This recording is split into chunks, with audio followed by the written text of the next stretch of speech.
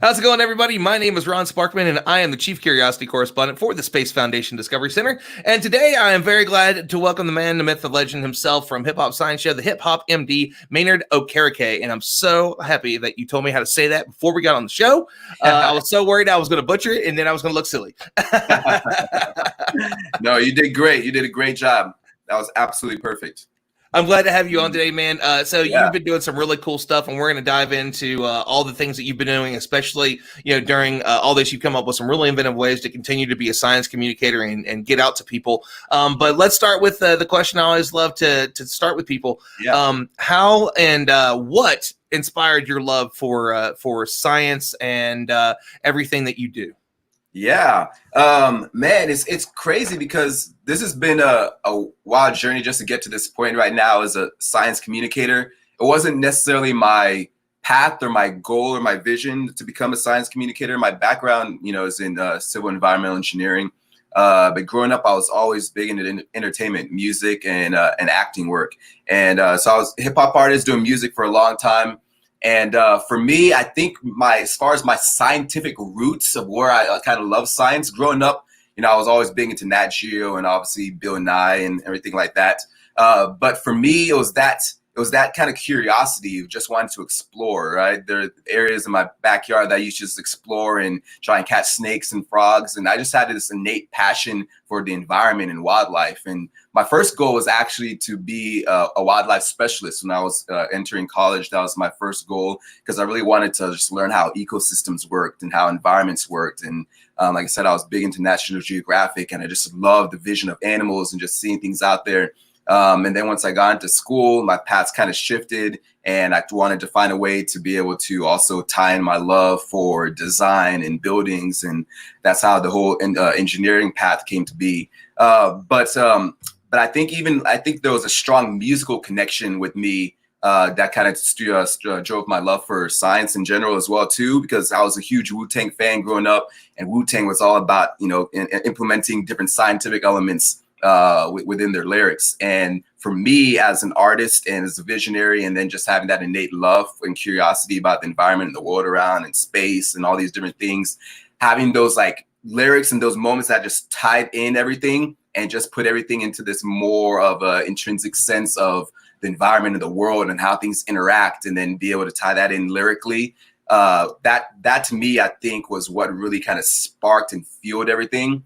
And then my work as a hip hop artist too, that I always wanted to do something like really dope with lyrics, right? As going as a battle MC and different things like that.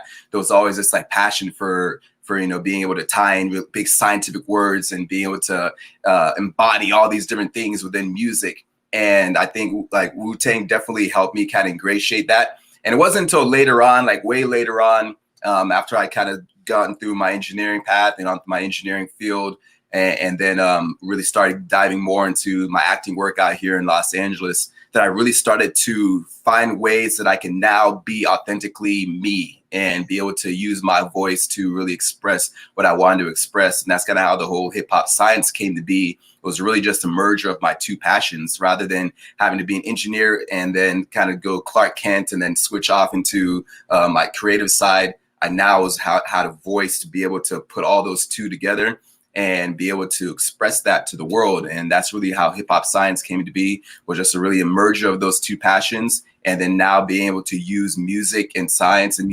entertainment and comedy as a vessel to be able to express different complex scientific subjects and really be able to drive other people's passions and fuel other people's passions and creativity and curiosity into the science field. So it's been a kind of long journey, and all those things, kind of all those elements, I think, were really special in a way that they developed. They developed all at different times and kind of developed in their own ways. But I think that's all the things that kind of helped embody me into where I am today. I dig it. And so let's talk a little bit about your background. So you mentioned you're an engineer, and we have so many different kinds of scientists and engineers on the show. What is your background in engineering? What is your degree in? Yeah, so my official degree is in civil engineering. I went to University of Washington, go Dogs, University of Washington, Seattle. And a graduated degree in civil engineering. And so after I graduated, I worked with an engineering firm in Seattle for about 5 years. And I did a bunch of like heavy infrastructure projects. I did data centers for Microsoft, did the headquarters for Nintendo out in Redmond. I did a bunch of high rises, condominium projects, did the rental car facility, did some of the renovations for the Husky Stadium. So a bunch of like heavy infrastructure projects, which was really cool. But then, like I said, I left that job and I wanted to go after what I was passionate about. And that's how I ended up in Los Angeles pursuing entertainment. And I think it's such a great platform. I love that you said, I believe it's Bill Nye meets World Star, which just cracks me up. And I think it's a really great idea. There's not a lot of people that have found it. One, you mentioned to be authentically yourself. You know, it's comedy, it's the music. And you and I talked about it in the first conversation we had a couple weeks ago when we were talking about ideas, is that, background in music and like how do you blend that together? How do you put comedy into all these things?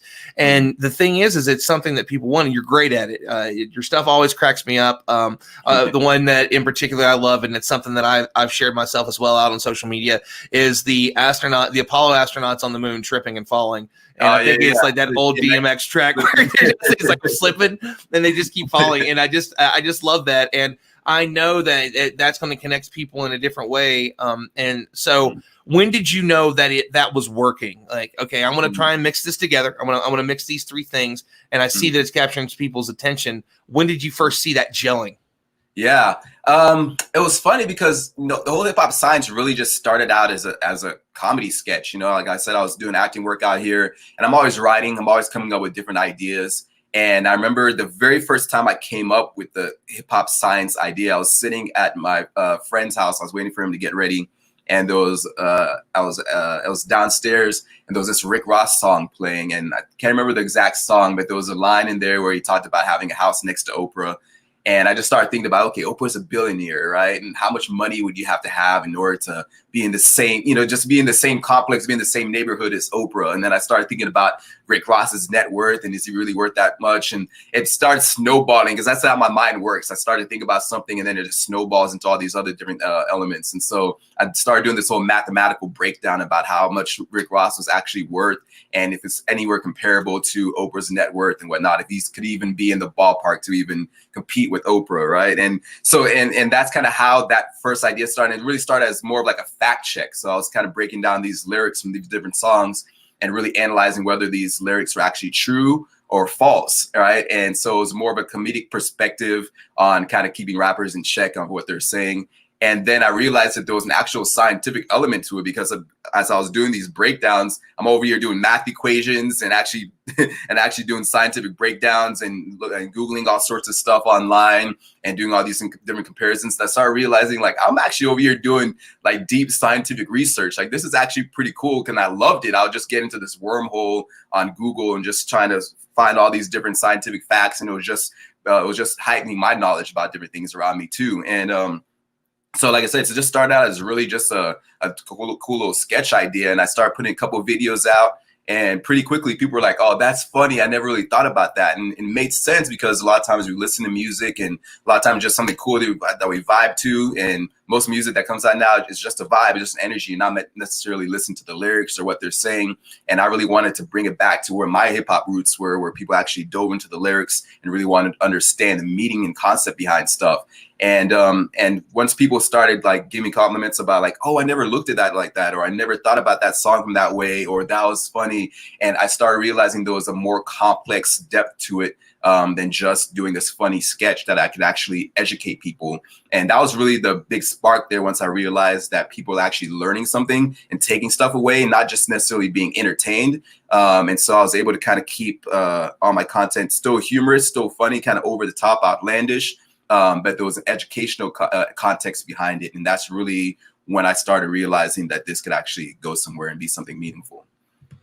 And, so there's quite a few people that start out with one platform and then kind of start to see other ways they can splinter out. Tim Dodd with Everyday Astronaut started out with these really great pictures of himself, in this suit that he bought on a whim. and now he's doing these really in-depth videos and you know, really breaking it down. You know, it's something that he's truly fallen in love with, and it's something that I want to mention about your recent stuff. I really love what you're doing with like the last couple posts with the newspaper headline, where I love it because it gives you a quick breakdown of what you're also talking about in the rest of the post. Yeah. And it makes somebody say, like, oh, okay, all that's interesting. I got a quick, and it's also still connected to what you are as hip hop science. And I love the one you did yesterday for the launch. So, that's it's quick interesting you brought that up because for me, I'm always about trying something new.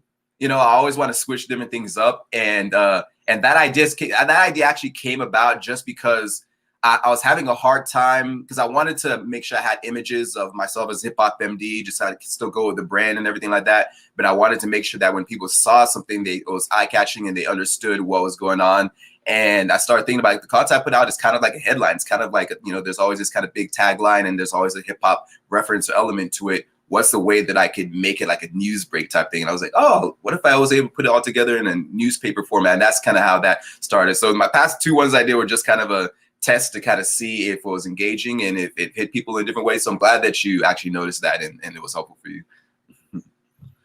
It is. It's wonderful, and also too, it lets people see kind of what it is you're going to dive into, and particularly with the SpaceX launch yesterday, it was big. You know, we did a real like 3 hour plus long live stream with incredible people all through the Space Foundation and through the industry, and I love when I saw that. I'm like, oh man, that's a great way to do it because we still see you, and it's still you like you standing beside of a spacesuit with like drip underneath it, which I thought was it just cracked me up. It's still you, but it gives a different way for you to be able to jump into it. Yeah. And there's not necessarily like the music attached to it, which is also part of the brand. But I like that. Like it's still you, but it's a new extension of it. Yeah. So let's talk a little bit about the launch yesterday. One, I mean, I know we're all a little heartbroken, but we're gonna have it again on Saturday, another chance. But what were you excited most about this? I mean, were you interested in space and science? The last time that we launched in 2011 from US Oil. It's funny. I've always been interested in space. I wouldn't say I was this excited about a launch even back then in 2011, just because of what I know now more. But for me, this whole launch thing that was most exciting to me, because I'm a big tech guy, right? I love technology and always talking about the advancements in technology. And the fact that this now was going to be the first privatized space flight, I think was the biggest part of this. And that was the most interesting part of it with the whole SpaceX and Elon Musk's background with Tesla and everything like that. Just seeing how technology now is being fused into our everyday life and the impact that it's making. And I've always been talking about we're always on this kind of curve. And I feel there's been so much technology that's come about over the past 10 years, especially with cell phones, the different type of technology. I mean, think about any cell phone that you have 10 years ago, how much this developed and changed into what it is now. But I had a conversation with a lot of people, especially going to CES earlier this year, as far as there being kind of this, we're on this curve right now where which, by the way, I'm super jealous of. Yeah. Still haven't got yet. We'll definitely get into CES. I'm kind of bummed because I don't know if it's going to happen this coming year, but that's a whole nother conversation. Oh man, we can alternate back and forth between being each other's cameraman. I am totally down for that. Yeah. Let me know. I now have different connections and plugs at CES, so I have a little more pull and leverage than before. So I'm in. Okay, sorry, didn't mean to interrupt, but CES is one of the dreams of mine, man. Like that San Diego Comic-Con, I really want to do those so bad. So it'd be nice to go with somebody like, we're going to talk about science stuff while we're here, right? Like a bunch? Yeah. Okay, sounds good. I can write this off. Oh yeah. No, CES is really cool, and being there the past 2 years, I just have a different eye for technology and kind of the trends and how things are moving. But right now we're kind of on this verge where we've almost kind of maxed out what we can do, even with cell phones. Like, how much more can the cell phone change? Now you're going to like foldable phones and different things like that, and wearable devices and all these different things. But we're almost on this cusp where there's been so much technology that's been put out. It's like, what's going to be the next game changer? What's going to be the next thing that's going to really hit and really set a new wave for new cycles of technology? And I feel that that's what SpaceX is doing right now with this launch. The fact that now they are the ones that NASA is going to and creating that technology technology, and then obviously you got, you know, Boeing, everything with their Starliner and different things like that, and Virgin Atlantic. You have all these other businesses that are now competing. So now you have a race, and it brings you back to the same race that you've had between like Apple and Android and, you know, all these and, you know, you look at like Sony PlayStation and Xbox, all these different things, all these technologies that are competing in specific niches, and who's going to advance to be that one that's going to break away and break through. And you obviously they're going to be some that are going to fall, and they're going to be some that will rise. And right now, SpaceX obviously being the first one to launch, that's the attention is going to be there. And so I'm really excited to see the technology is going to come out of this. Obviously, in the future, we're talking about, you know, individuals like you and myself being able to go on on a Star Dragon and be able to go out into space ourselves. And so that's kind of the next wave down the line, is for normal everyday people to actually go into outer space. And so just knowing that and seeing that, and this being the precedence, and this being the one that's kind of setting that new trend, I think was the most exciting thing about yesterday's potential launch. And hopefully Saturday's, finger crossed, everything works out and it's successful. So that's a great question. Where you're at, you were in the general area of a lot. SpaceX, Virgin Galactic, Virgin Orbit. You know, so many things are in LA and South. If you had the chance, one, would you want to? So you're interested in going to space on the suborbital space flight, right? So you would take a flight on Virgin Galactic. Mm-hmm. And have you ever thought about what you would do with that? So say that you were able to film it, or you were able to put that out there. Is there any unique way that you think you would be able to share it with people to get them excited about space and science? Yeah. That's a good question. I don't know exactly how I would share that. It honestly just came to me. I mean, I would definitely, if I knew I was going to, I would find something dope to be able to narrate that experience for sure. It was funny because I was watching the launch yesterday on the NASA live channel, and they did a poll where they polled like people that are watching, if you had an opportunity to go into space, would you go into space? And I was actually shocked that it was, I think the number was like 86% or something like that.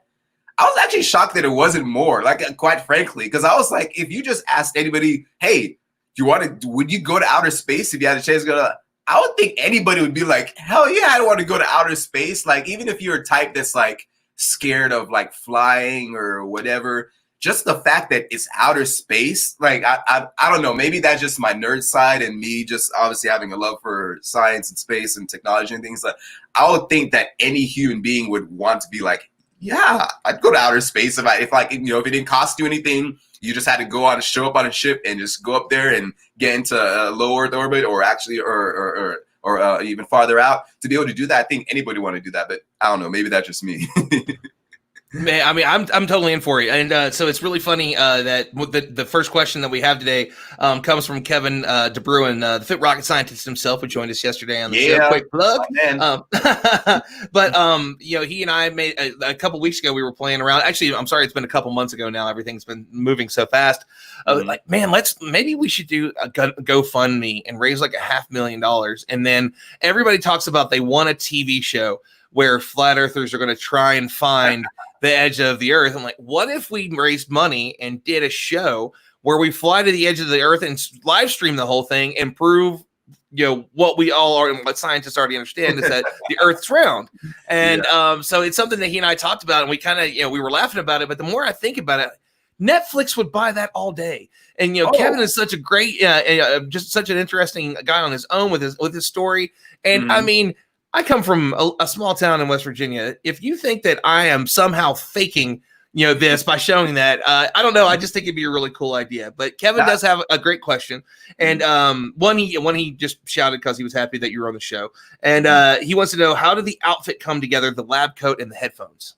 That's funny. It's interesting because I was actually going to ask you because you know I have my lab coat here, and I was gonna wear it, you know, just because for me it's like on brand. You know, I always like to be consistent with what I put out there. And it's funny, I've been having this kind of thoughts about. I have like 3 different lab coats, by the way. I kind of rotate depending on which ones I'm using. I have like an outdoor one that I can get dirty and whatever when I'm doing exploration stuff outside. But really, it really just came just from the whole kind of Bill Nye character, right? You always see Bill Nye. And Bill Nye was always in a lab coat. It was him in his lab coat. He has glasses, and he was in the lab. And I really wanted to find a way that communicated that science character, Because if it was just me, because there's Maynard or Made in my hip hop side and the music side, and then the science side. I really wanted to find a way to separate the different people and the different characters. And for me, the lab coat was one that kind of set it apart. And then also, if I was just in a lab coat, you wouldn't really necessarily get the whole hip hop science music element. And it's like I always have headphones on. I'm always listening to music.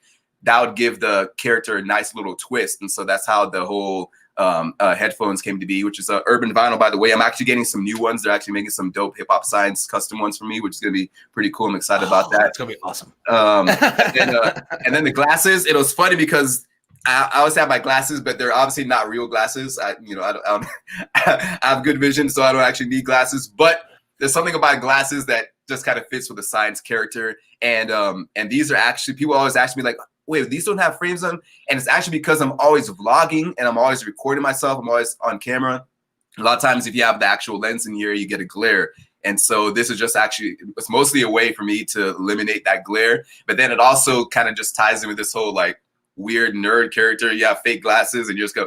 And so for me, it was just, it just fit well with the brand. And that's kind of how all those came together. I love it. And so I know that we have Miracle watching. And so I asked you a question a little bit earlier about your background and where you came from. And so he wanted to know, and he was excited about it because he's based in Africa. And he was like, wait a minute, hold on, that last name, I know that last name. It's like, is he from Africa? Is he from West Africa? And so we're starting to see more and more people. Africa's an emerging space nation. Like there's more and more that we're seeing.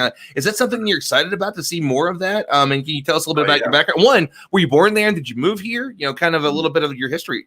Yeah, I'll give you a shout. Yeah, I saw the text that you sent with Miracle question. So yeah, shout out to all my West Africans that are out there watching. But yes, I'm half Nigerian, half Cameroonian. So my dad's side is from Nigeria, a small town called Akbala, which is just outside of Owerri.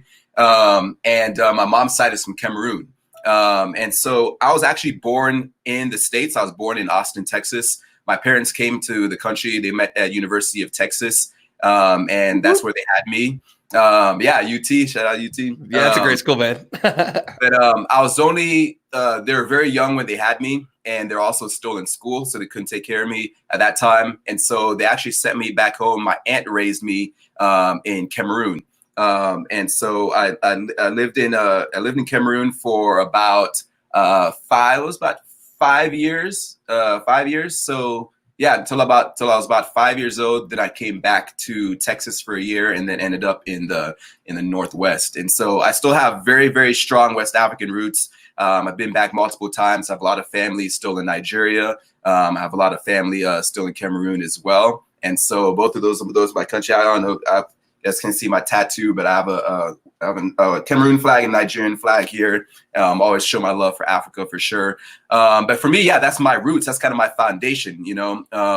I was Pidgin was kind of my first language. I didn't speak English when I first came back here to the country, and so it's weird. Sometimes people tell me I still have an accent, but I don't know. I never hear it. I feel like I hear it just a little bit, and I nenever knew what it was. I was like, I have no clue what that is. And the funny thing is, so my roommate, he grew up. His dad was they're originally from Texas, from general same area.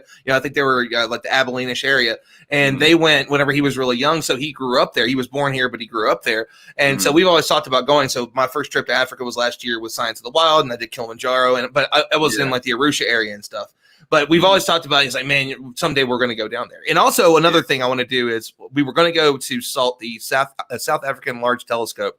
I didn't get a chance to go last year. It just didn't work out. But I really want to go down there because, the connections came up. And so I would love to do a show there. It's just something that we don't hear a whole lot about, at least here.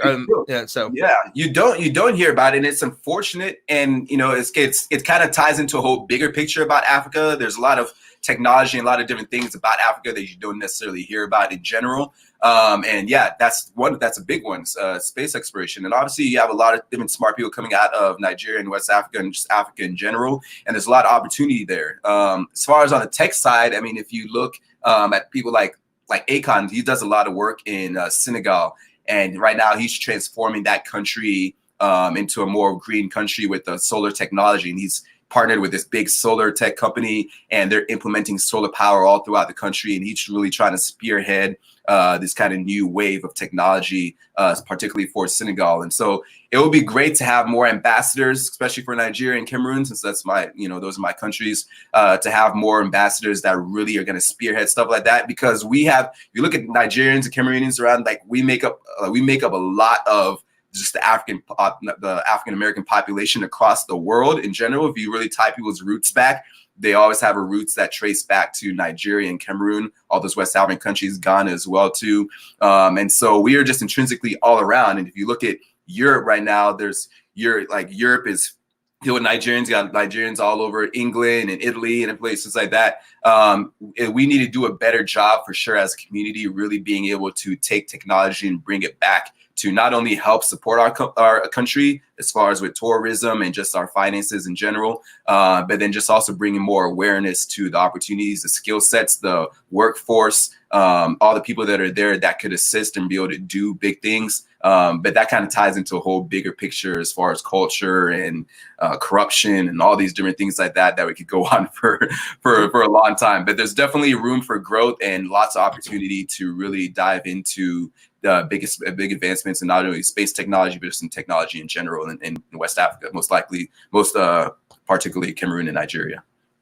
That it's exciting to hear. So last year at Space Symposium, we had one. Let me grab the title of it real quick. One of the panels last year was the Africa space sector and emerging market. And, so me and my friend, Wade Haller from Explore Mars went to go see, because I told him I honestly wasn't aware of the panel she was going to be on, but Dr. Danielle Wood is one of my favorites. I saw her TEDx talk a couple years ago, and just sitting and having a conversation, listening to Wade and Danielle talk, I just felt like the dumbest person in the room. They're just both so intelligent, and they were just going back and forth on all of these amazing topics. But the panel itself was interesting to me, and I've seen more and more of like space in Africa, and it's something I've been seeing a lot on social media recently. The actual group, that's the name of the platform, and I love seeing more and more of the different countries that are finding a new place in space. Yesterday I talked to some people in Tunisia about space and science and what they can do and how they can be more involved. And it's exciting to see that the questions are coming up. Maybe questions that the U.S. asked some years ago, but more and more are asking it, and they should. Space is for everybody, and I really love that. And so I'm glad that we can talk about that one a little bit. It was something I didn't even know until maybe about what was it?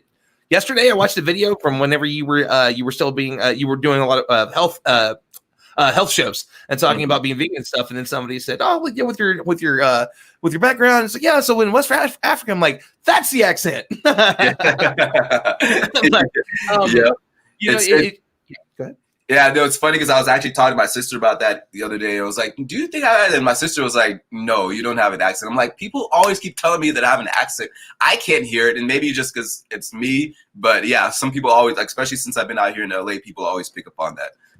It's very, very faint. Somebody else that I'm a big fan of, and I've been at a couple of different events with, is Raquel Nuno, and she's the space geologist. If you all don't follow her, check her out. She talks a lot about space and Mars. Definitely want to have her on the show in the future, and congratulations to her. They got the new baby on the way. Her and Garrett from Veritasium. So you want to talk about a bunch of brilliance in that household? I know, right? You know what I mean? Like all those kids are going to save the world on top of what their parents are already doing. I'm like, right? But and I forget where I forget exactly where she's from, but I noticed that she had just this faintest thing on these rare words, and I would hear it like, what is that? I cannot figure it out.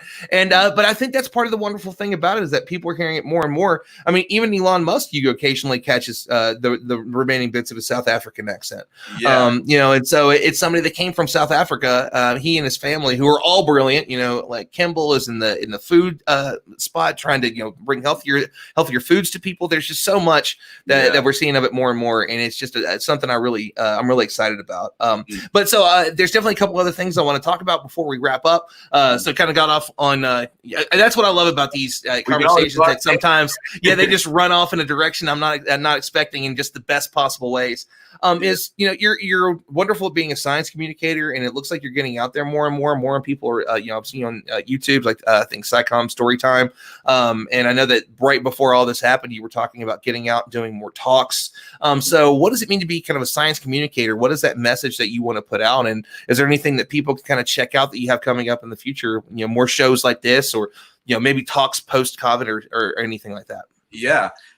For me, this whole science communication journey has been pretty amazing, especially over the past, I would say, 8 months or so, that I've really been diving into kind of building out my Instagram channel and different things like that. Because before I was doing my content on my own kind of personal page, and then I was like, okay, let me break this content out and really be able to find a platform that I can talk about science stuff daily, whether that be through my stories, through my day-to-day life, where it's just completely all just science and separated from everything else that I'm doing.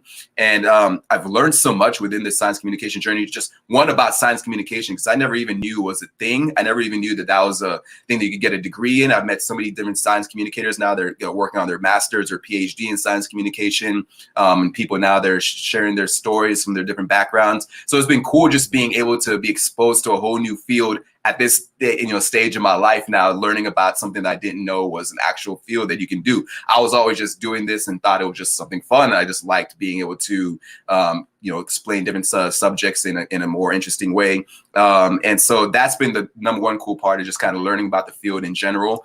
And then, like you said, when we were talking about earlier, as far as my background being Nigerian and Cameroon. And one thing I highlighted yesterday when they were doing the launch yesterday, Leyland, I was doing on one of the panels, and I was just kind of looking at the representation that was on that panel. I forget the other girl's name that was with him on that panel. But really my whole goal is to have more voices that look like me. I want to see more representation, more people in the science fields that look like me, because growing up, I didn't have that. All I had was my curiosity and my love for science and wanting to learn more. I didn't have any mentors or people that looked like me that really steered my motivation or my enthusiasm into the field.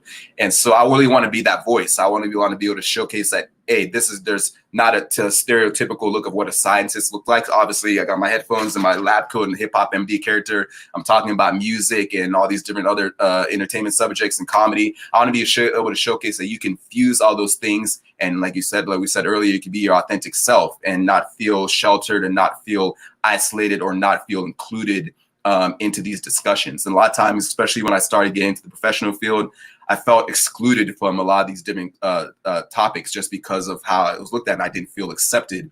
And I want to be able to show that acceptance and really want to showcase that you can be in this field and that everything that you do around you, everything that you touch, whether it's you making a decision of waking up in the morning, or whether it's you diving into technology or utilizing your phone or your game or anything like that, all these different things have elements of science in them. So I want to showcase that science is all around you, the day-to-day things that you do, just to really be able to steer that kind of connection, that there's no separation, like, oh, you have to be in a laboratory or you have to be getting a PhD or whatever to be a scientist. Like, you can be a scientist just at home doing whatever it is that you're doing, listening to music, learning about how sound waves move.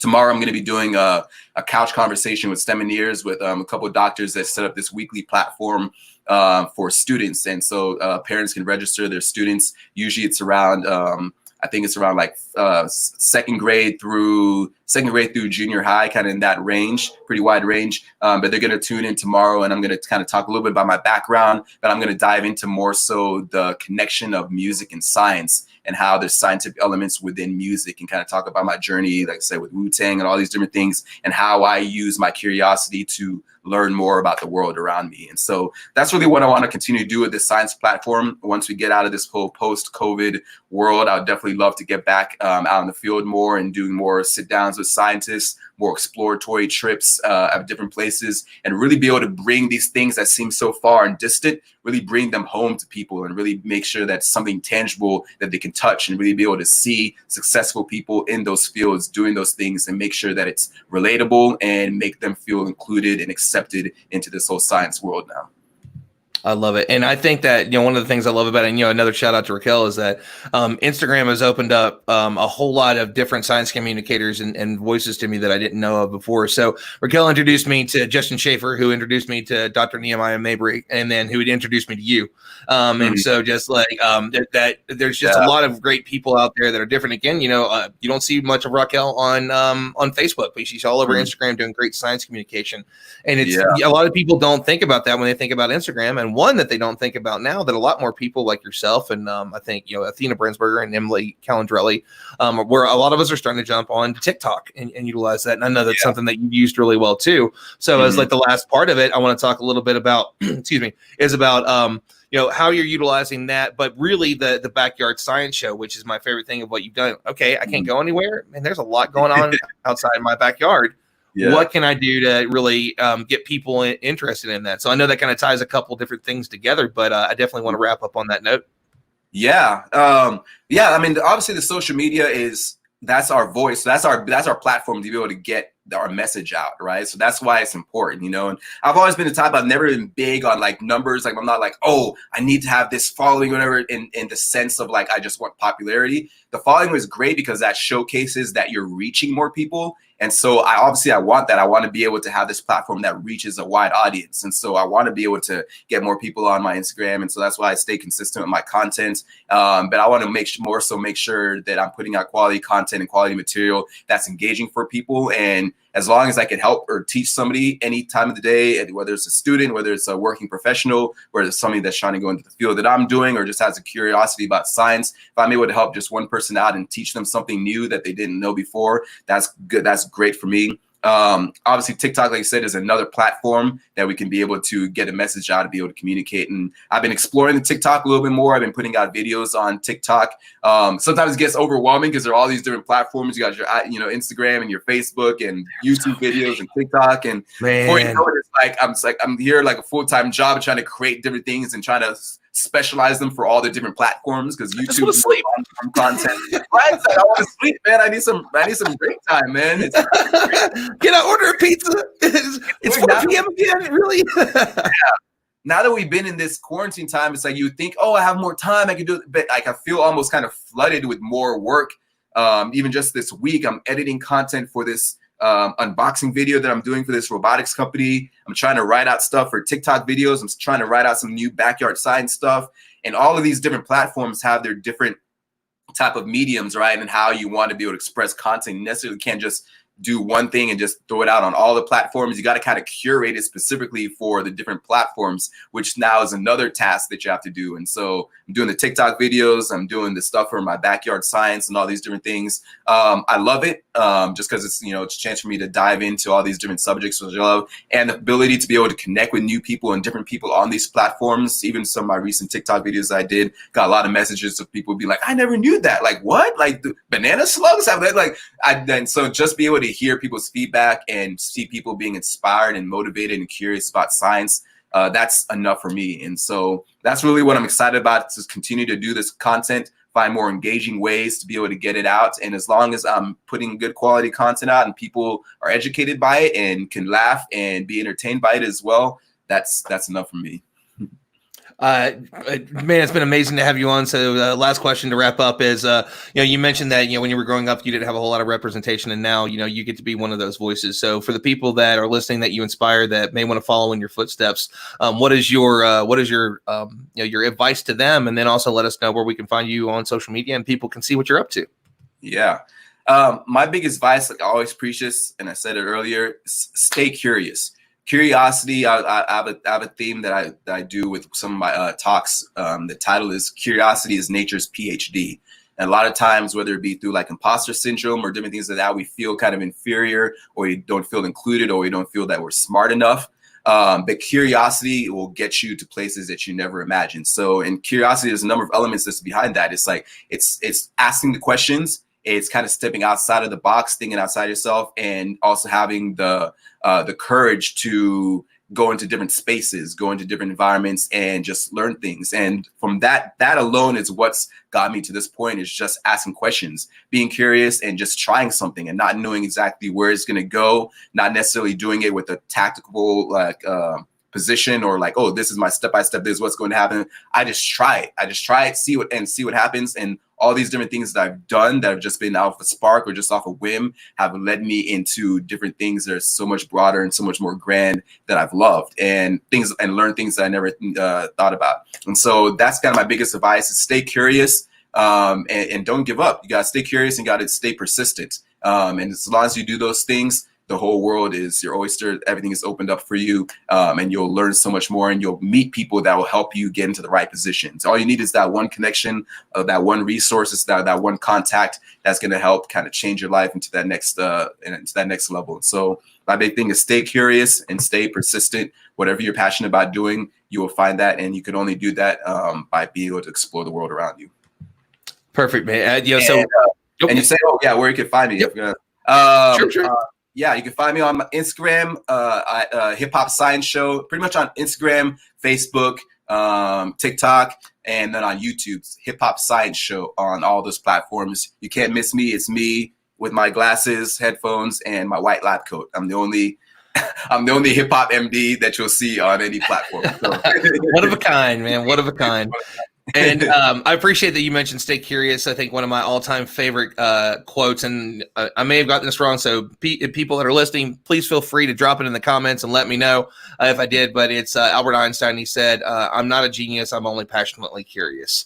And I love that. It's just whenever you really love what it is you're interested in, there's this connection that you can't give up on it. You know, math is really hard until you love something so much that you're just like, I'm going to get this. I have to get this because I want to understand more. Yeah. And staying at it is going to open those doors. And so you got to be curious, and then you got to stay consistent, and you got to stay persistent once you're there. And before you know it, it's going to seem like a long road, but you'll work through it. And once you get on the other side, it'll be so much more worth it. So. Maynard, it was so awesome to have you on today, and thank you for your insights and coming on and sharing all the awesome stuff that you're up to. We appreciate it. Hey, thank you so much for having me, man. I'm glad, like you said, Instagram and all these things made this connection for us. So now we're friends, and now we're able to communicate and share ideas and text each other about random crazy stuff at all hours of the day. So I'm glad to have met you through all these different platforms as well. Man, it's been a pleasure. And so we'll definitely more in the future with Maynard. So everybody, that's going to wrap everything up for today. But first, before we finish, want to let everybody know yesterday there was an actual launch, and there was one for us here at Space Foundation. We announced the launch of our Center for Innovation and Education. The Center for Innovation and Education creates and delivers inclusive, innovative, and sustainable workforce development and economic opportunity programs that enable all people to actively participate in the space economy.